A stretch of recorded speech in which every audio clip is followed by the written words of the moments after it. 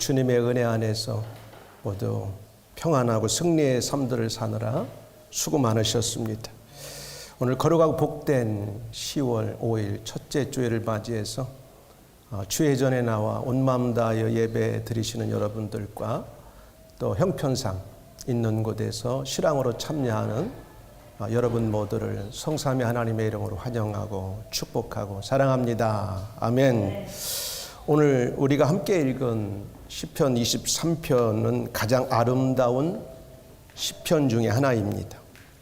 이 땅의 대부분의 기독교인들은 교회를 나가기 시작했을 때부터 어린 주일학교 아이들로부터 어른들까지 이렇게 아주 애독하고 암기하는 내용의 말씀입니다.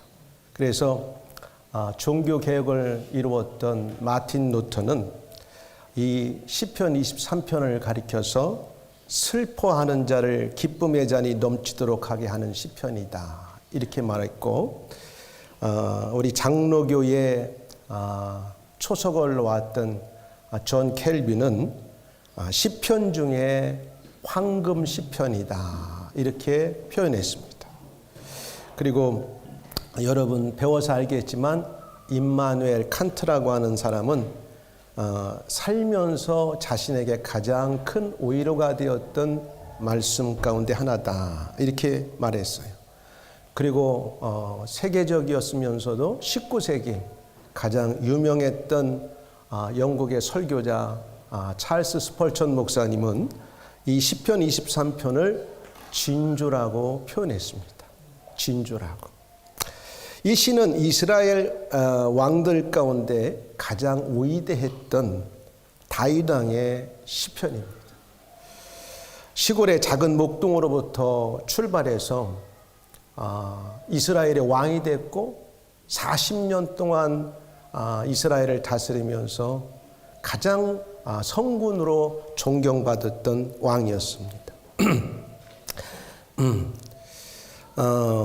그리고 그가 시골에서 목동으로부터 출발해서 왕이 되었을 때 현재 왕으로 겪고 있는 여러 일들과 경험들 속에서 여호와 하나님께서 자기에게 베푸셨던 인자에 대해서, 사랑에 대해서, 그리고 보호와 공급을 이제 말씀하는 그 내용의 말씀입니다.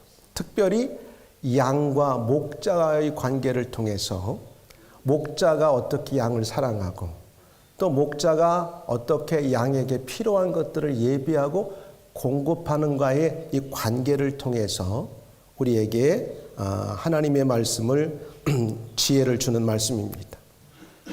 이 시를 쓴 다윗을 살펴보면 우리가 볼 땐 너무나 아름다운 시편인데 사실은 다윗의 일생에 있어서 가장 어려운 때의 시편을 쓴 그런 시편입니다.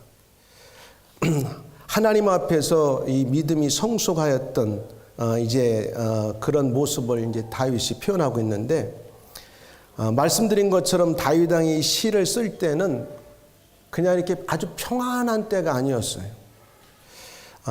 노년의 자기 아들, 세 번째 아들이었던, 이름도 좀 말하기가 좀 그런데 압살롬이라고 하는 세 번째 아들놈이 아버지를 반역해가지고 자기가 왕이 되겠다고 아버지를 그냥 왕궁에서 몰아내는 바람에 뒤도 안 돌아보고 지금 주랭랑을 치고 도망갔던 그런 신세에 놓였던 다윗 왕이 이 시편을 기록했다는 사실입니다. 여러분, 우리가 이 시편 23편을 애독할 때 보면 어쩜 이렇게 목가적이고 아름다운 시를 이렇게 쓸 수 있었는가. 영국의 들판에 우리가 나가면 약간 이런 그림이 그려지죠. 너무나 아름다운 언덕 위에 수많은 양들이 풀을 뜯고 봄부터 겨울까지 영국의 이 잔디는 사계절이 푸르르기 때문에 그냥 1년 내내 양들이 뜯어먹고 살아가요. 근데 여러분 조금은 다르게 생각해야 되는 게, 이 시편을 기록했던 이 배경은 영국같이 풀이 이렇게 넉넉했던 데가 아니라 팔레스틴 지역이라고 하는 사실을 여러분들이 좀 염두에 둬야 돼요. 거기는 우리가 살고 있는 영국 땅처럼 이렇게 목초지가 풍성하지가 않습니다. 돌밭이 많고 이제 광야와 같은 그런 이제 환경이죠. 압살롬이라고 하는 다윗의 세 번째 아들의 반역으로 아버지를 죽이겠다고 하니까 다윗이 이제 어쩔 수 없이 눈물을 머금고 왕궁에서 탈출해서 도망갔던 그런 배경이 오늘 시편 23편의 밑바탕에 깔려 있다고 하는 사실입니다.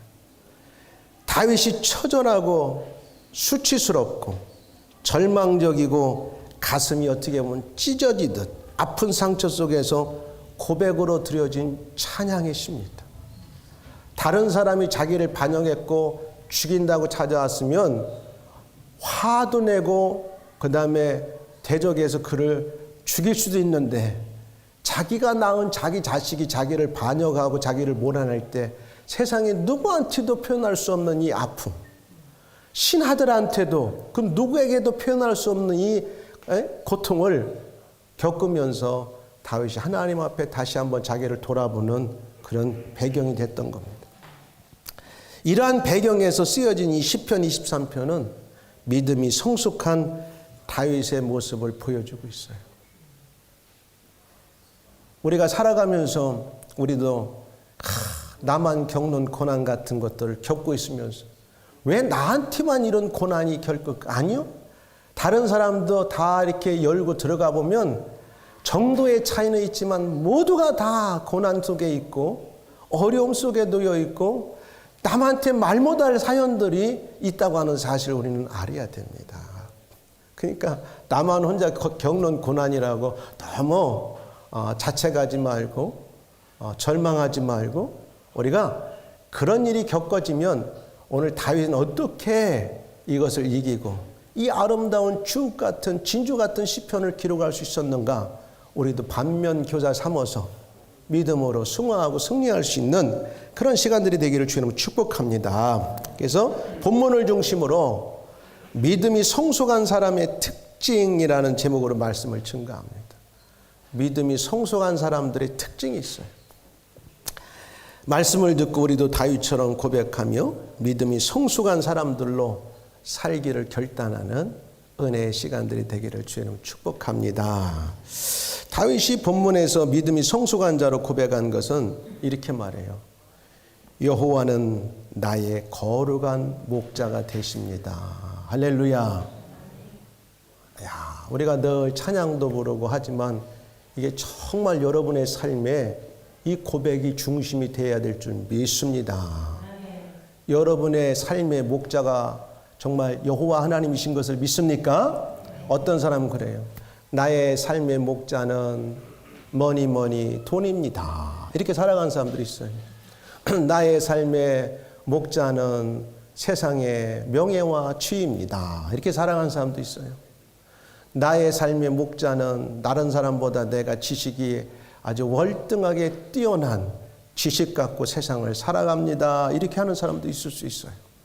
그러나 그런 것들은 어려움이 오면 한 번에 다 우리의 삶을 송두리째 뒤흔들어 버리고 우리가 어찌할 수 없는 환경에 놓일 수가 있어요.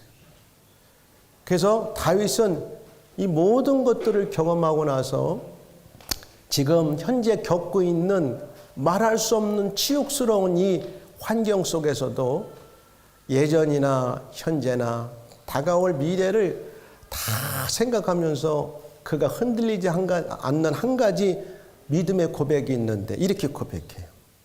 여호와는 나의 목자십니다. 할렐루야.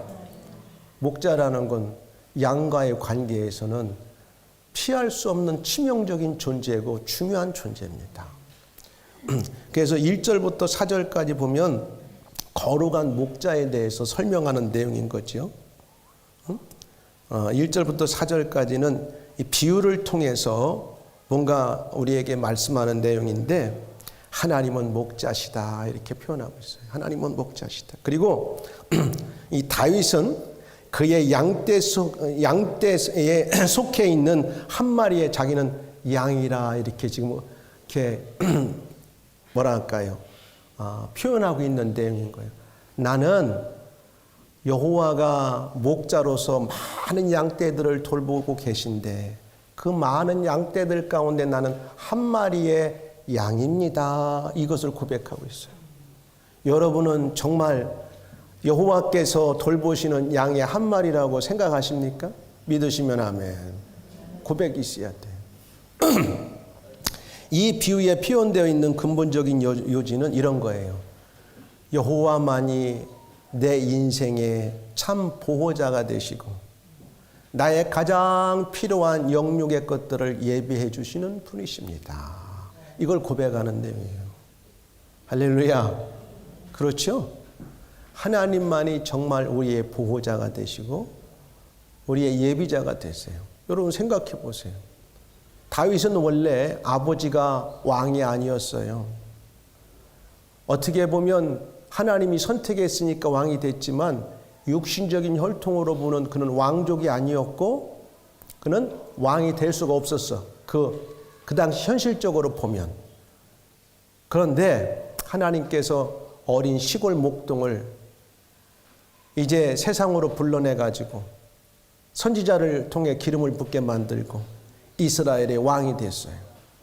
그리고 지금까지도 수많은 적들과 전쟁 가운데서도 매번 승리하게 하셨어요. 수많은 어려움이 있었어요. 그가 왕이 되기까지는 나라를 구했음에도 불구하고 그의 선대 왕이었던 사울왕으로부터 미움도 받아가지고 시기와 질투 때문에 10년이라는 세월 동안을 광야로 들로 또 이방의 나라까지 숨어 사는 어려운 고난들이 있었습니다. 그런데 그 순간마다 그의 하나밖에 없는 생명을 하나님이 보호하셨어요. 그리고 정말 이번이 마지막 같은 그런 현실을 만나면 하나님이 피할 길을 예비해 주셨어요.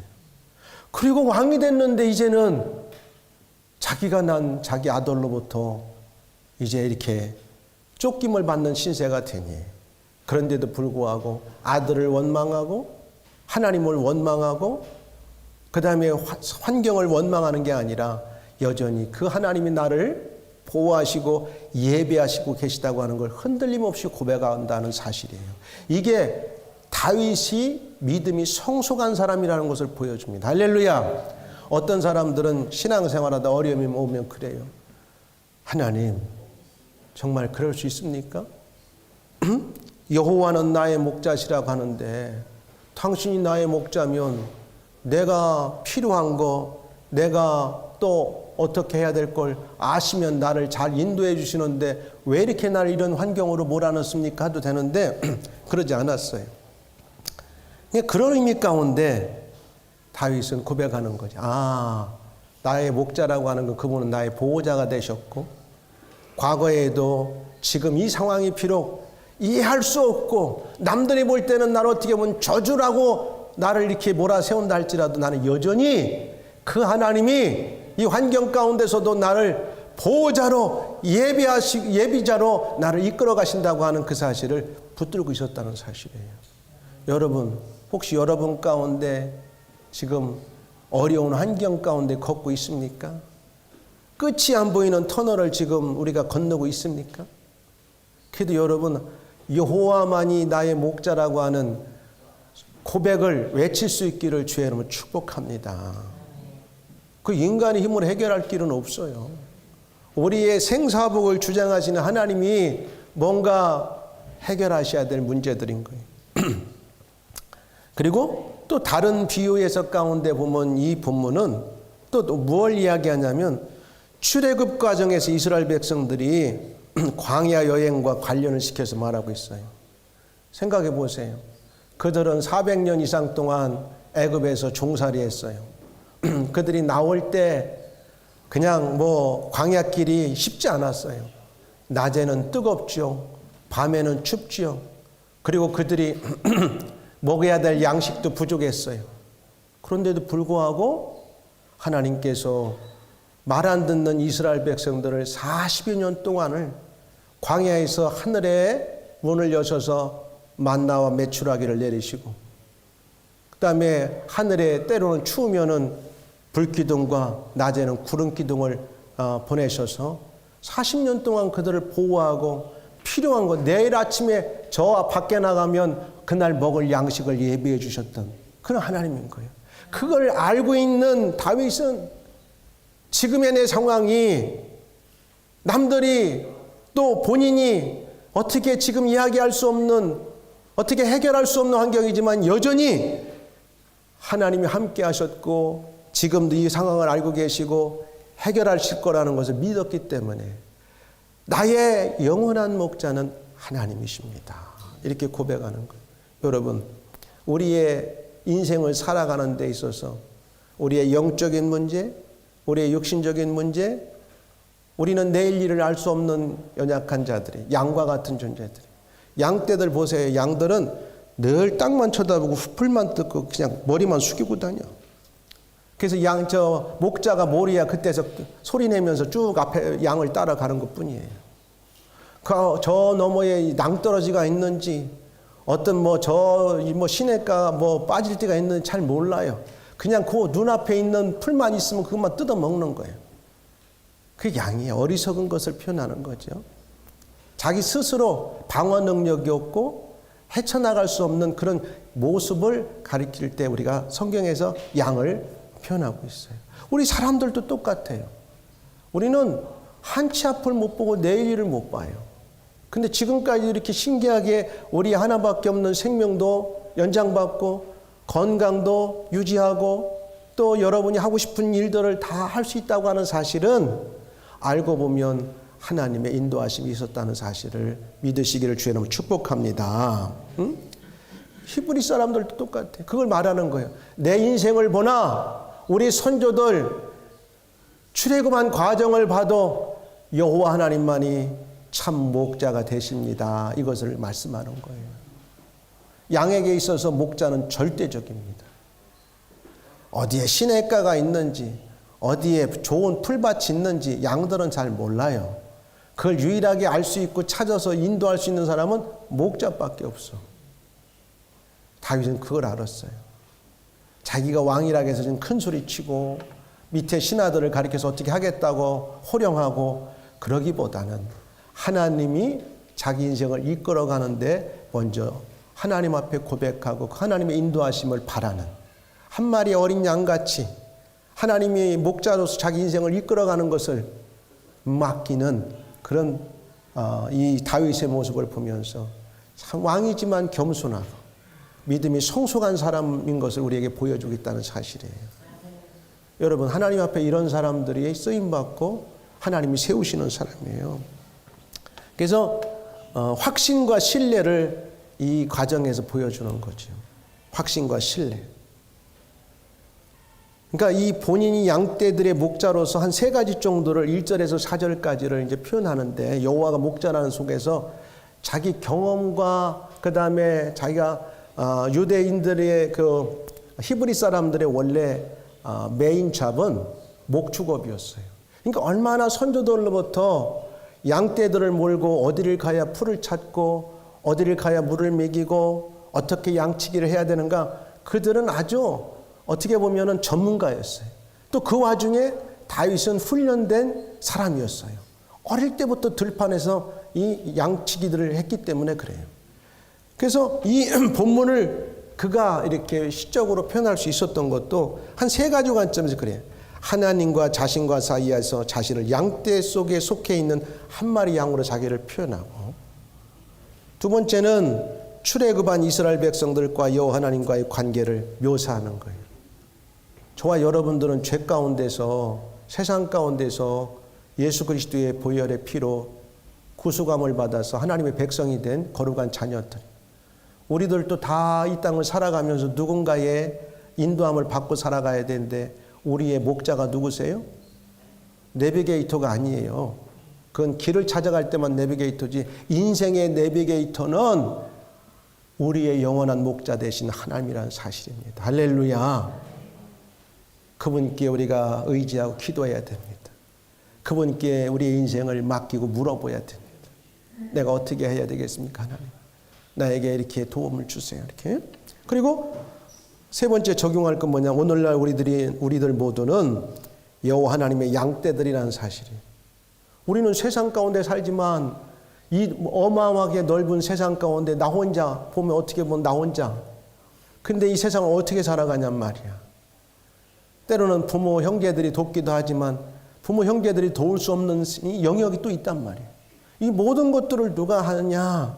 생명의 문제, 건강의 문제, 우리의 죽고 사는 문제, 미래의 문제, 이건 누가 하시느냐? 하나님만이 하시는 겁니다. 할렐루야. 그러니까 그분은 우리의 영원한 목자가 되시는 거예요. 그러니까 오늘날 우리들 모두는 여호와 하나님의 양떼들이며 각자는 그 양떼들 속에 속해 있는 한 마리 양이니까 우리는 어떻게 돼?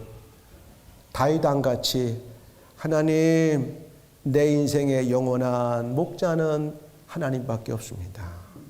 나의 영적인 문제도 잘 아시고 나의 삶에 무엇이 필요하고 내 인생의 미래에 어떻게 될 것도 나보다 나를 더 잘 아시는 하나님, 당신만이 나의 목자가 되셔 나를 이끌어 주시면 나는 따라가겠나이다. 이렇게 믿음으로 고백하고 순종하는 성숙한 사람들이 되기를 주의 이름으로 축복합니다. 그래서 이런 의미를 가지고 1절에서 4절까지 읽어보면 이해가 돼요. 여호와는 나의 목자심. 왜 목자가 부족함이 없으리로다. 앞에서 설명드렸죠? 지금까지 그의 인생을 인도한 거 보면 부족함이 없어. 지금 내가 좀 이 환경에 이해할 수 없고 치욕스럽고 너무 고통스러운 일을 당하지만 이 문제도 해결해 주시고 넘어가게 하시고 끝내 이 문제를 통해서 더 큰 하나님의 역사를 인도해 주시고 이끌어 주실 분은 누구냐? 목자 되시는 여호와십니다. 이걸 고백하는 거예요. 할렐루야. 그래서 어떻게 보면 도저히 고백할 수 없는 환경인데도 내게 부족함이 없습니다. 이렇게 말해요. 여러분, 우리 살아가면서 얼마나 부족함이 많아요. 가장 불행한 사람은 누구냐면 항상 남하고 비교하는 사람이에요. 어떤 사람이 이런 얘기를 하더라고. 하나님, 내 인생이 매달 월급이 500만 원짜리만 되게 해주세요. 이렇게 기도하니까 500만 원 열심히 해서 됐어. 그 옆에 1000만 원짜리가 있는 거예요. 하나님, 500만 원 갖고는 부족합니다. 옆에 보니까 누구는 매달 1000만 원씩 받는데 저 1000만 원짜리가 되게 해주세요. 그럼 그게 만족할까요? 보니까 옆에 재벌이 있는 거야. 1000만 원이 아니라 몇 억씩 주라. 근데 또 부자가 되고 보니까 또 다른 부자가 생기네. 물론 여러분, 대충 살아라는 게 아니라 최선을, 열심을 멋지게 살아야 되지만 하나님이 우리를 이끌어 가시는 그 인도함 따라서 감사하며 만족하며 살 수 있기를 주의 이름으로 축복합니다. 그럼 여러분, 하나님께 인정받으면 목동이 왕이 되는 것처럼 여러분은 누가 봐도 모르는 것 같지만 여러분이 여러분의 있는 자리에서 최선을 다하고 맡겨진 일을 다하면 하나님이 언젠가 여러분을 뽑아서 세상에 드러내 보석같이 왕같이 쓰임받을 날이 있다는 사실이에요. 언제?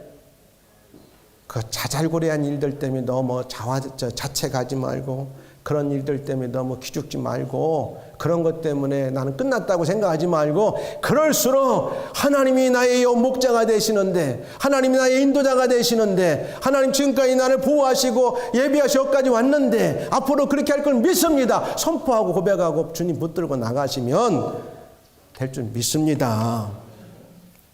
할렐루야. 이런 사람이 되어야 되겠죠. 그러니까 나는 부족함이 없다고 그러는 거예요. 미리 고백해버리는 거예요. 실제 다윗은 여기서 죽어도 사실은 그렇게 후회가 없어요. 왕까지 됐잖아.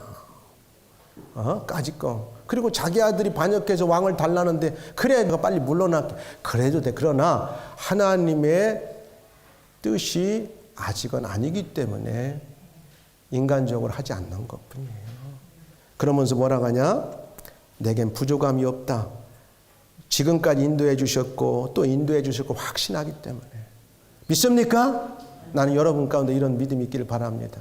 까짓거 한 번 망하면 한 번 망하지 뭐.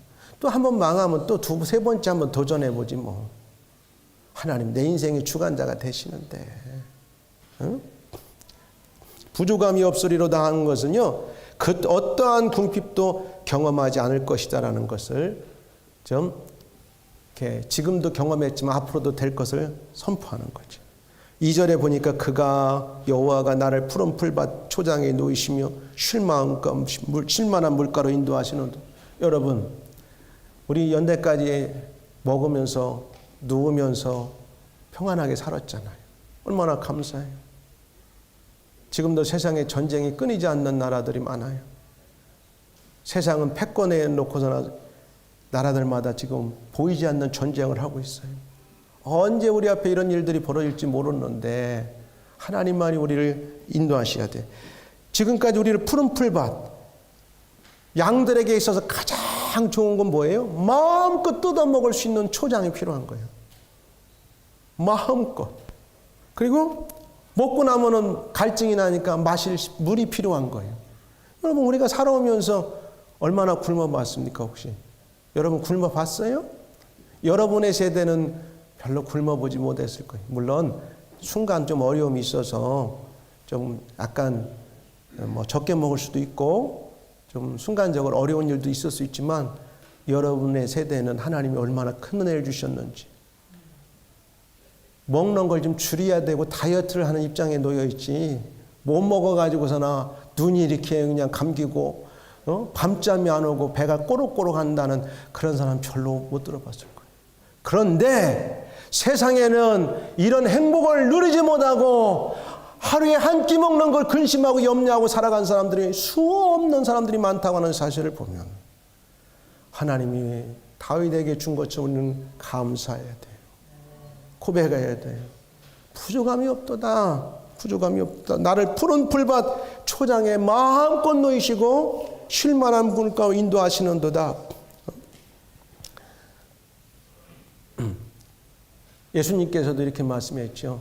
수고하고 무거운 짐진 자들아 다 내게로 오라. 내가 너희를 쉬게 하리라. 하나님께 오면 인생이 쉼을 얻습니다. 예수님께 오면 인생이 쉼을 얻는 거예요.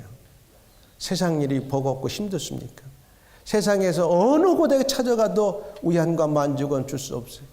세상의 사치나 세상의 어떤 먹고 마시는 그런 걸 아무리 많이 하면 할수록 그 다음에 더 없나 해가지고 사람들은 뭘 찾아요? 안 찾아도 될 이상한 것들을 찾는 거야. 트러블을 찾고 안 먹어도 될 것을 마시고 안 펴도 될 것들을 피고 그래가지고 마지막에는 또 이상하게 되는 거예요. 왜 그래요? 그런 게 만족이 없어요. 하나님 앞에 인도함을 받고 예수님 앞에 올 때만 인생의 참된 안식과 쉼을 얻다는 사실입니다. 할렐루야.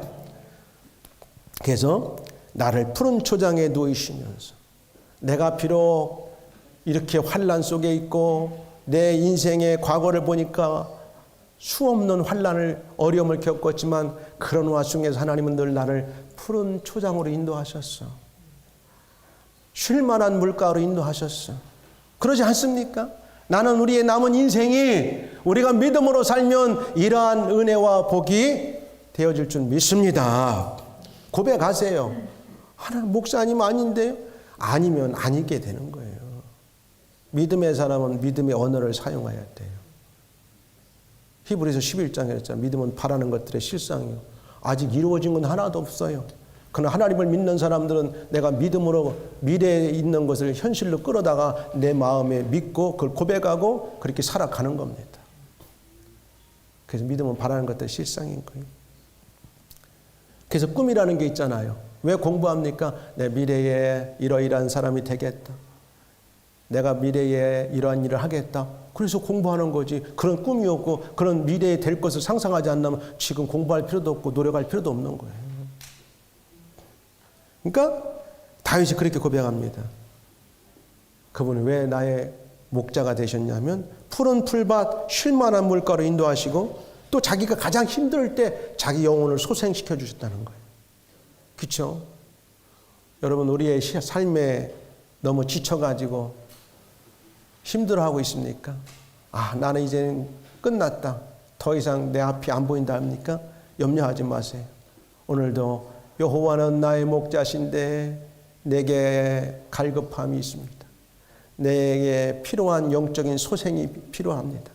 내게 이런 환경을 극복할 수 있는 하나님의 은혜가 필요합니다. 여러분이 구하기만 하시면 오늘 약속한 대로 오늘 다윗을 그렇게 소생케 하신 목자 되시는 여호와께서 여러분의 인생을 소생시키실 것입니다. 할렐루야.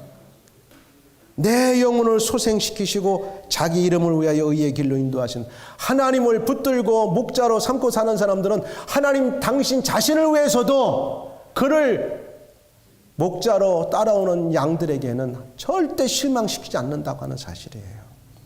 다윗의 인생을 보면 그렇게 하나님께 사셨다는 사실입니다. 하나님은 반드시 인도하시고 우리가 지쳐 쓰러질 때 우리의 원기를 회복시키시고 우리를 소생시키신다는 말씀이에요.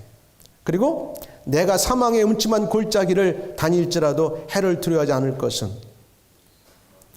주께서 나와 함께 하심이라. 여러분, 이 사진 한번 올려줄래요?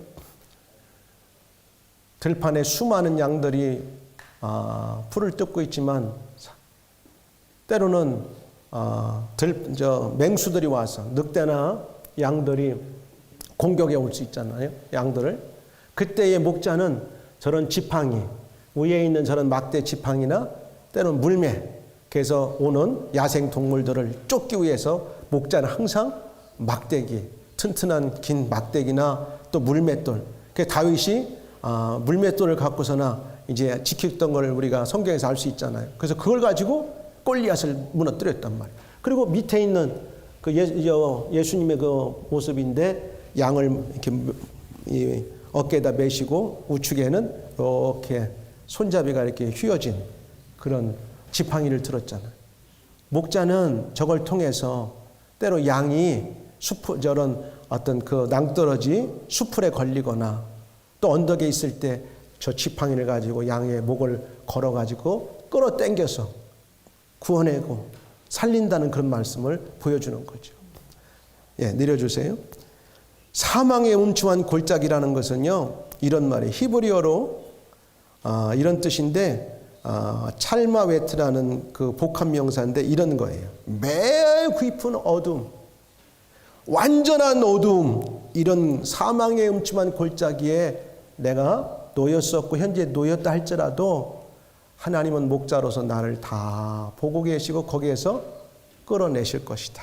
이렇게 고백하는 거예요. 여러분, 우리 안에 지금 매우 깊은 어둠 가운데 있습니까? 아주 완전한 어둠이 나를 지금 에워싸고 짓눌러 가지고 앞이 안 보입니까? 그러면 여러분 한번 기도하세요. 여호와는 나의 목자십니다. 나의 모든 사망의 음침한 어두움도 골짜기도 다 보고 계시죠? 나를 이곳에서 막대기와 지팡이로 나를 끌어내서 당신의 능력의 손으로 나를 끌어내어 인도해 주시기를 간절히 기도합니다. 이런 고백이 있기를 주의 이름으로 기도합니다. 축복합니다. 그리고 다윗은 목자 되시는 여호와 하나님께 현재와 미래를 감사하는 사람이었어요.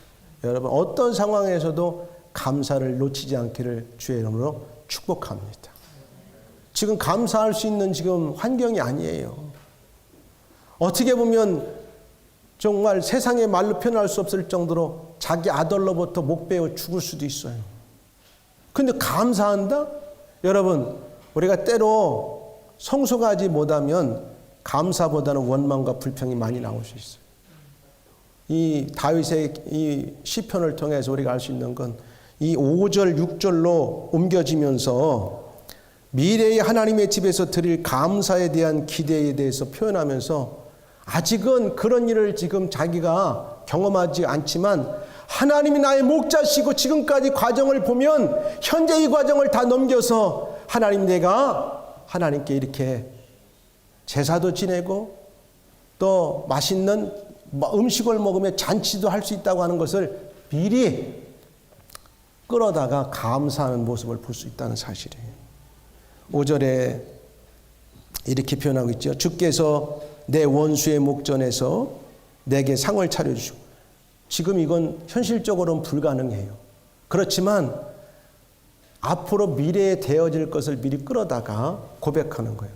자기 과거나 현재의 상황을 또 미래를 이끌어 가실 분은 여호와시기 때문에 내가 하나님께 이 상황도 감사하고 감사로 이걸 돌파하자. 여러분, 어떤 상황이 돼도 감사를 놓치지 않기를 주의 이름으로 축복합니다. 하나님은 저와 여러분들을 어떤 상황 가운데서도 실패하거나 잘못되기를 원하지 않으세요. 어떤 상황이 만들어졌어도 그 상황 가운데 하나님은 그걸 극복하고 돌파하고 믿음으로 승리하기를 원하시는 분이 하나님이라는 사실입니다. 현재와 미래의 감사잔치에 대한 비유적인 표현으로서 5절, 6절을 말하는 거죠. 내 원수의 목전에서 내게 상을 차려주시고 기름으로 내 머리에 부으셨나이다. 잔치자리에 가는 왕이니까 적어도 머리에 예식이 있을 때 기름을 부어서 향기를 가지고 아름다운 이 잔치에 가서 먹는 이것을 지금 그리면서 표현하는 거예요. 시로 표현하는 거죠. 여러분, 꿈을 꾸는 거예요. 미래를 우리가 하나님 앞에서 선포하는 거예요. 좀 어려운 하나님, 내가 지금 상황은 이렇지만 다윗같이 이 상황이 내가 다 지금은 이해할 수 없지만 내가 말로 욥과 같이 하나님께 범죄하지 않기를 기도합니다. 하나님, 이 상황을 정말 힘들고 어렵지만 감사로 내가 돌파할 수 있기를 기도합니다. 내 생명도 내 과거도 지금까지 인도하신 하나님은 나에게 좋은 걸 나는 줄 걸 확신합니다. 나를 인도하실 줄 믿습니다. 이렇게 믿음으로 선포할 수 있기를 주님 축복합니다. 내게 상을 차려, 하나님은 우리에게 인생에 잔치상 같은 상을 차려주기 원하시는 분이에요. 우리에게 향기 나는 인생을 살기를 원하시는 분이에요. 인생의 향기 나는 인생, 냄새 나는 인생이 아니라 그것을 비유를 하는 거예요. 여러분들이 어디 귀한 자리에 갈 때 어떻게 칙칙 한 번씩 뿌리고 가죠. 내 몸에서 내 사람 냄새보다는 아름다운 냄새가 나게 하기 위해서. 왜 그래요? 그만큼 그 잔치를 즐기기 위해 사는 거죠. 감사할 수 있기를 바랍니다.